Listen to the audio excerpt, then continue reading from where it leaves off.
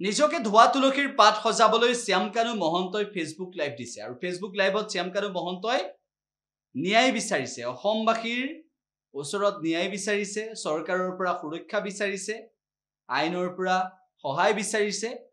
শ্যামকানু মহন্ত যি শ্যামকানু মহন্তই জুবিন গাৰ্গক ছিংগাপুৰলৈ মাতি নিছিল আৰু যাৰ বাবে জুবিন গাৰ্গৰ মৃত্যু হৈছিল এই ঘটনাটো কোনেও সহজভাৱে মানি ল'ব পৰা নাই আৰু শ্যামকানু মহন্ত কোনেও সহজভাৱে এৰি নিদিয়ে নমস্কাৰ শ্ৰদ্ধেয় ৰাইজ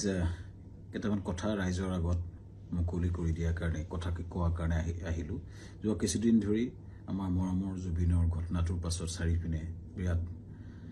ৰাইজ দুখত নিয়মান হৈছে আমাৰো কাৰণে আমাৰ বুকুৰ আপোন মোৰ অতি একেলগৰ ফিলচফাৰ ফ্ৰেণ্ড গাইড মানুহজনৰ ঢুকোৱাৰ পাছত আমি খুব নিয়মান অৱস্থাত আছোঁ আৰু কিছুমান কথা ক'বলৈ ওলাই আহিছোঁ কাৰণ ইমান বেছি ভুৱা কিছুমান কেম্পেইন হোৱাৰ কাৰণে আমি কথাখিনি ক'ব চেষ্টা কৰিছোঁ শ্ৰদ্ধেয় ৰাইজ মই গুৱাহাটীলৈ যোৱাৰ কথা আছিলে আজি কিন্তু ইমানেই বেছি মোলৈ মেছেজ আহিছে আহিলে মাৰিম কাটিম প্ৰায় কেইবা হাজাৰ মেছেজ আহিছে যে গুৱাহাটীলৈ গ'লে কাটিম বুলি সেই প্ৰেক্ষাপটত যাব পৰা নাই সেই সময়ত খুব মন আছিলে গৰিমাৰ ওচৰত থিয় দিয়া মোৰ পৰিয়ালৰ নিচিনা মোৰ ভগ্নী গৰিমা বা দলটোৰ লগত এই ঘটনাটোৰ পিছত থিয় দিব পৰা নাই কিন্তু কিয় পৰা নাই ৰাইজ গম পাইছে কাৰণ আমাক থ্ৰেটনিং কৰা হৈছে কিন্তু আচলতে জুবিন গাৰ্গক মৃত্যুত আমি দুখী নেকি এই কথাখিনি খুব কিছুদিন ধৰি ছ'চিয়েল মিডিয়াত কিছুমান ব্যক্তিয়ে TRPৰ আশাত আমাকে দোষী সজাই কেংগেৰু কাউট পাতি যে নিজৰ ডিগ্ৰী দিলে কিন্তু আচলতে কথাটো কি জুবিন গাৰ্গক আমি কিয় মাতি আনিছোঁ শ্ৰদ্ধেয় ৰাইজ আমি যিটো নৰ্থ ইষ্ট ফেষ্টিভেল ডিল কৰোঁ সেইটোত উত্তৰ পূবৰ বিভিন্ন সংস্কৃতি বা খাদ্য বা পৰ্যটনৰ প্ৰসাৰ কৰা হয় প্ৰথম 2013 চনত পাতোঁতে আমি জুবিন গাৰ্গৰ লগতে কথা পাতিছিলোঁ তেখেতেই আমাক ব্ৰেণ্ড এম্বাছাডৰ হিচাপে গাইড কৰিছে যে মই সংপৃক্ত থাকিম অনুষ্ঠানটো আমি একেলগে কৰিম টিভিত বা বিভিন্ন মিডিয়াত তেওঁ বহুবাৰ কৈছে যে শ্যামকানুৰ সৈতে মিলি আমি নৰ্থ ইষ্ট ফেষ্টিভেল পাতোঁ দিল্লীত বা বিশ্বৰ বিভিন্ন ঠাইত তেওঁ নিজে ইয়াত সংপৃক্ত আছে বুলি বহু ভিডিঅ' আছে মই আপোনালোকক জনাম দেখুৱাম এই ব্যক্তিজন আমি যেতিয়া বাহিৰত অনুষ্ঠান য'তে কৰোঁ আমি তেখেতৰ পৰা আলোচনা কৰোঁ আৰু যিহেতু আমাৰ ব্ৰাণ্ড এম্বাছাডৰ আৰু যেতিয়া আমি বিদেশত কৰিলোঁ দুইবাৰে তেওঁ বেংককত গৈছিলে আৰু এইবাৰো যেতিয়া আমি ছিংগাপুৰত কৰিবলৈ গ'লোঁ তেখেতক আমি ক'লোঁ যে ছিংগাপুৰত কৰিব বিচাৰিছোঁ চ' আমি ক'লোঁ এনেকৈ কৰিব আমাৰ গোটেই প্ৰগ্ৰেমটো এনেকুৱা হ'ব তেখেতক ক'লোঁ যে তুমি যাবা নেকি তেখেতে ক'লে যাম মই যাম মোৰ লগত মোৰ ভাতৃ সন্দীপনক লৈ যাম আৰু মেনেজাৰ সিদ্ধাৰ্থ যাব আৰু আমাৰ শেখৰ যাব চ' এনেকৈ ক'লে কোৱাৰ পাছত আমি পিছত আৰু এগৰাকী সংগীত শিল্পীও আহিলে চ' কোৱাৰ পিছত আমি আয়োজন কৰাৰ প্ৰক্ৰিয়া আৰম্ভ কৰিলোঁ আৰু প্ৰথম কথা শ্ৰদ্ধেয় ৰাইজ জুবিন গাৰ্গক মতাটো পাপ নহয় উত্তৰ পূৰ্ব আটাইতকৈ ডাঙৰ অনুষ্ঠান নৰ্থ ইষ্ট ইণ্ডিয়া ফেষ্টিভেলত উত্তৰ পূৰ্ব আটাইতকৈ ডাঙৰ যিজন সংগীত শিল্পী তেখেতক নিমন্ত্ৰণ কৰাটো যিহেতু আমাৰ ব্ৰেণ্ড এম্বাছাডৰো হয় আমাৰ লগত সংপৃক্ত হয় আৰু তেখেতক মতাটো পাপ কৰা নাছিলোঁ এইটো আমাৰ দায়িত্ব আছিলে তেখেতক নিমন্ত্ৰণ কৰাটো তেখেত কিয় 17 তাৰিখে আহিলে এইটো প্ৰশ্ন হৈছে তাৰ আগতে সুস্থ দেহাৰে আহিছে বুলি বহুতে লিখিছে কিন্তু তাৰ দুদিনমান আগতে তেখেতে আমাৰ 7 ছেপ্টেম্বৰত মুম্বাইত তেওঁ খুব ধুনীয়া পাৰফৰ্মেঞ্চ কৰিছে মুম্বাইত আৰু তেখেতে 1 তাৰিখে নে 3 তাৰিখে দিল্লীত তেখেতে পূজাত এটা অনুষ্ঠান কৰাৰ কথা আছিল সম্পূৰ্ণ কনচাৰ্ট বা মিউজিকেল প্ৰগ্ৰেম কৰাৰ কথা আছিল কেইবাটাও প্ৰগ্ৰেম তেওঁ লাইন হৈছে তেখেতে প্ৰগ্ৰেম কৰি আছিলে চ' গতিকে সুস্থ দেহাৰে আমি অনাটো আমাক এটা অতি ভুল দোষাৰোপ কৰা হৈছে তৃতীয় কথাটো হৈছে তেখেতৰ 17 তাৰিখে এইকাৰণে আহিলে সেইদিনাখন ডাইৰেক্ট ফ্লাইট আহিলে কাৰণ কলিকতা হৈ আহিলে বহুত দীঘলীয়া হয় 19 তাৰিখে আমাৰ অনুষ্ঠান আৰম্ভ হয় চ' সেইকাৰণে 17 তাৰিখে গ্ৰুপ ফ্লাইটত তেওঁ আহিছিলে লগতে দলটো আহিছিলে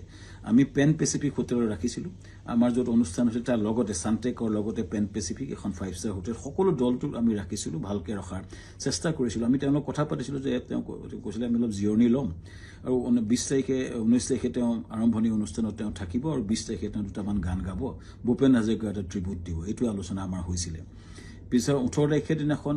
19 তাৰিখে আমাৰ অনুষ্ঠান আছিলে 18 তাৰিখৰ দিনাখন আমি তেখেতক খবৰ কৰিছে শুই আছিলে আমাৰ বহুত বিভিন্ন উত্তৰ পূৰ্বৰ মানুহ আছিলে তেওঁৰ লগত তেওঁ ভায়েক আছিলে আৰু তেওঁ সিদ্ধাৰ্থ আছিলে মেনেজাৰ আৰু দল আছিলে 19 তাৰিখৰ ঘটনাটো ঘটিলে যেতিয়া আমাৰ সেইদিনাখন উত্তৰ পূৰ্বৰ বিভিন্ন মন্ত্ৰী বিষয়াৰ লগত আমাৰ এখন মিটিং চলি আছিলে উদ্যমীসকলৰ লগত ছিংগাপুৰৰ মিটিং চলি আছিল যাতে আমি ৰাতিপুৱাই গৈছিলোঁ তেতিয়াই এই জাহাজৰ ঘটনাটোৰ কথা মোক সিদ্ধাৰ্থ শৰ্মাই ফোন কৰিছিলে 3:30 বজাত আমাৰ মিটিং আৰম্ভ হৈছিলে 12:30 বজাত সো 11:30 মানতে মই সাংগ্ৰিলা হোটেলত গৈছিলোঁ আৰু তাত 3:30 মান বজাত আমি গম পাইছিলোঁ যে এনেকুৱা ঘটনা এটা ঘটিছে সিদ্ধাৰ্থই ফোন কৰিছিলে ক'ত ঘটিছে কেনেকৈ ঘটিছে আমি একো গম পোৱা নাছিলোঁ লগে লগে বহুখিনি তাকে লৈ বহু ফোন আহিছিল কিন্তু মই উত্তৰ দিব পৰা নাছিলোঁ আচলতে ইমান ডাঙৰ ঘটনাটো আমাৰ মৰমৰ বুকুৰ আপোন মানুহজন এনেকুৱা ঘটনা ঘটিছে কথাটো আমাৰ কাৰণে এটা থটমটৰ নিচিনা হ'ল আৰু লগে লগে আমি দূতাবাসৰ লগত কথা পাতি তালৈ গ'লোঁ আৰু ঘটনাটো হ'ল আৰু এই ঘটনাটোৱে সকলোকে মুখৰে মাত নাইকিয়া কৰিলে আৰু গম পাই লগে লগে আমাৰ অনুষ্ঠানটো বাতিল কৰা বুলি আমাৰ হাই কমিছনে নিজস্বভাৱে ঘোষণা কৰিলে আৰু অনুষ্ঠান তাতে বাতিল কৰা হ'ল তাৰ পিছতো কোনোবাই উলিয়াইছে আমি প্ৰগ্ৰেম কৰি আছিলোঁ বুলি কিন্তু আচলতে আমাৰ ভাৰতৰ ৰাষ্ট্ৰদূতে এইটো ডিক্লেয়াৰ কৰিছিলে অনুষ্ঠানটো সম্পূৰ্ণ বাতিল কৰা হৈছিলে আৰু সেইটো পিছতো আমি টিমটোৰ লগত লাগি কেনেকৈ আমাৰ পাৰ্থিৱ শৰীৰটো গুৱাহাটীলৈ পঠাব পাৰি তাৰ লগত মই কাম কৰিছিলোঁ সিদ্ধাৰ্থ লগত আমাৰ মৰ্গত আমাকে যাবলৈ দিয়া হৈছিলে সিদ্ধাৰ্থ আৰু সন্দীপন শেখৰৰ লগত আৰু তাৰপিছতেই কেম্পেইনটা আৰম্ভ হ'ল আমাৰ বিপক্ষে সেইদিনা মই কৈ আছিলোঁ যে মৰ্গলৈ যাওঁ বুলি কোনোবাই সেইটো মদ খাবলৈ যাওঁ বুলি এটা কেম্পেইন কৰিলে কোনোবাই ক'লে যে শ্যামকানু মহন্তক ধৰি হত্যা কৰিব লাগে এনেকুৱা ধৰণৰ কেম্পেইন আৰম্ভ হ'ল আৰু এটা ভয়ানক আমাৰ বিপক্ষে এটা কেম্পেইন শ্ৰদ্ধা ৰাইজ এটাই মই ক'ব খুজিছোঁ যে আমি গোটেই প্ৰক্ৰিয়াটোত কোনো পধ্যে জড়িত নাছিলোঁ য'ত ঘটনা ঘটিছিলে তাত 12-13জন মান অসমীয়া সমাজৰ লোক আছিলে আৰু বিভিন্ন দলটো আছিলে যেতিয়া ঘটনাটো ঘটিছিল তাৰ বহু দূৰত আমি আছিলোঁ আমাৰ দলটো বহু দূৰত আছিলে চ' আমাক দোষাৰোপ কৰি এই প্ৰক্ৰিয়াটো কিয় কৰা হৈছে কেইজনমান ব্যক্তিয়ে ইচ্ছা কৰি এটা ডাঙৰ কেম্পেইন কৰি পেলাই আমাক বদনাম কৰাৰ বা হত্যা কৰাৰ প্ৰক্ৰিয়া যিটো কৰিছে শ্ৰদ্ধেয় ৰাইজ তাৰ এটা ন্যায় বিচাৰিছোঁ এতিয়া SIT হৈছে আমি খুব আদৰণি জনাওঁ যি প্ৰশ্ন হয় উত্তৰ দিব বিচাৰিছোঁ কাৰণ আমাৰ ফালৰ পৰা আমি ক'বলগীয়া কথাখিনি আমি ক'ম আমি আদৰণি জনাইছোঁ সঠিক তদন্ত হওক কিন্তু এই যিটো ঘটনা ঘটিছিলে জাহাজখনত বহু দূৰত আমি আছিলোঁ আৰু আমাক সেই ঘটনাটোৰ সময়ত এই যিকেইজন ব্যক্তি আছে তেওঁলোকে তাৰ কথা ক'ব পাৰিব কিন্তু আমাক সেই ঘটনাটোৰ সময়ত আমাক সম্পৰ্কে কোৱা আমাৰ একচুৱেলি আমি নাজানিছিলোঁ কিন্তু এটা কথা হয় এই যিটো ঘটনা হ'ল এই ঘটনাটো আমাক সম্পূৰ্ণৰূপে বিধ্বস্ত কৰিছে আমাৰ জুবিন গাৰ্গ আমাৰ কাৰণে আছিলে সাহস জুবিন গাৰ্গ আমাৰ আছিলে ব্ৰেণ্ড এম্বাছাডৰ জুবিন গাৰ্গ আমাৰ অনুষ্ঠানটোৰ মূল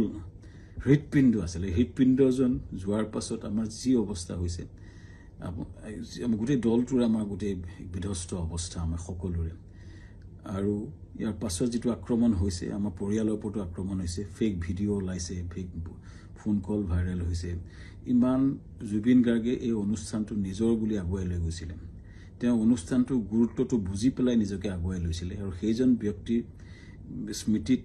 আমি বহু কৰিবলগীয়া আছে কিবা যদি জীৱনত কৰিব বিচাৰোঁ জুবিনৰ স্মৃতিত নিশ্চিতভাৱে কৰিব বিচাৰিম কিন্তু এই যিটো অন্যায় হৈছে যিটো মিছা অপবাদ দিছে ন্যায় হওক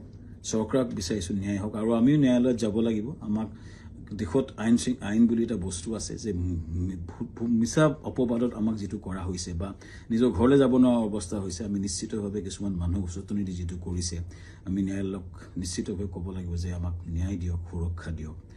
আৰু ৰাইজৰ পৰা ন্যায় বিচাৰিছোঁ চৰকাৰৰ পৰা ন্যায় বিচাৰিছোঁ আৰু জুবিনৰ আমাৰ মহান শিল্পী আমাৰ মৰমৰ বুকুৰ আপোন মানুহজনৰ আত্মাই চিৰশান্তি পাওক ৰাইজৰ পৰা আশীৰ্বাদ বিচাৰিছোঁ ন্যায় বিচাৰিছোঁ ধন্যবাদ